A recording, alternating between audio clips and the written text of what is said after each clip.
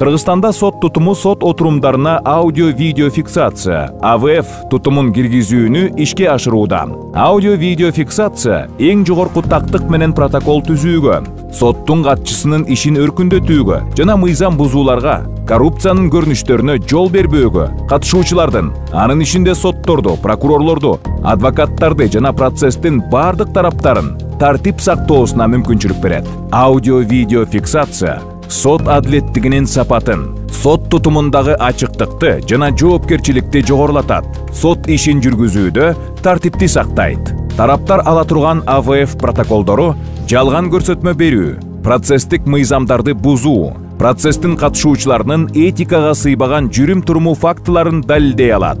Мындан тышкары АВФ сот отурумдарын онлайн режиминде көрсөтүү, тараптардын алыстан катышуусу, күбөлөрдү, эксперттерди жана башкаларды алыстан суракка алуу мүмкүнчүлүктөрүн ишке ашыра алат.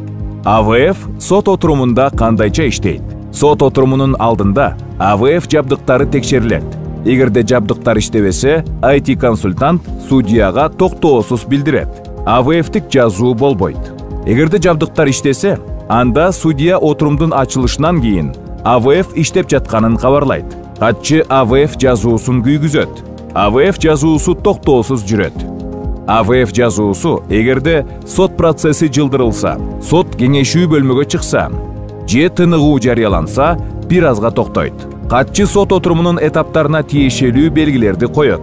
Отурум аяктаганда катчы жазууну токтотот. АВФ жазуулары автоматтык түрдө соттун серверинде сакталат.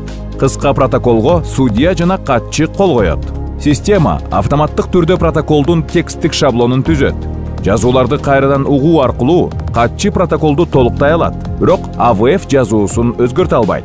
АВФ тутуму Кыргызстанда жаңы гана ишке киргизилип жаткандыгынан бул схеманын айрым бөлүмдөрү толук иштебеши мүмкүн.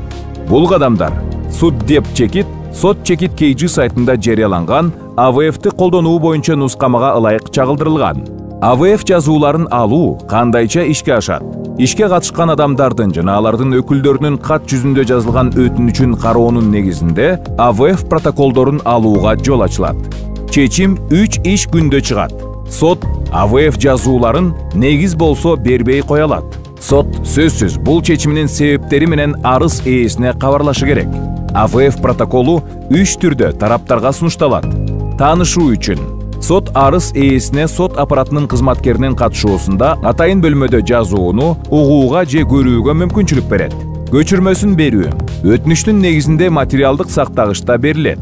Аралыктан кирүү колдонуучунун жеке онлайн бөлмөсү аркылуу АВФ материалдарын алыстан көрүү мүмкүнчүлүгү берилет.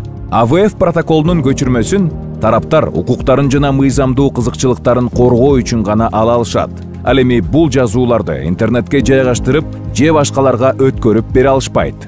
АВФ протоколунун көчүрмөсү же алыстан кирүү мүмкүнчүлүгү мамлекеттин коопсуздугуна, үй бүлөлүк укуктук мамилелерге, жыныстык кол тийбестикке каршы кылмыштарга, психиатриялык стационарга мажбурлап жаткырууга, жарандык абалдын актыларынын жазууларына өзгөртүүлөрдү киргизүүгө, юридикалык мааниси бар фактыларды аныктоого жана жабык сот отурумуна таандык иштерге берилбейт.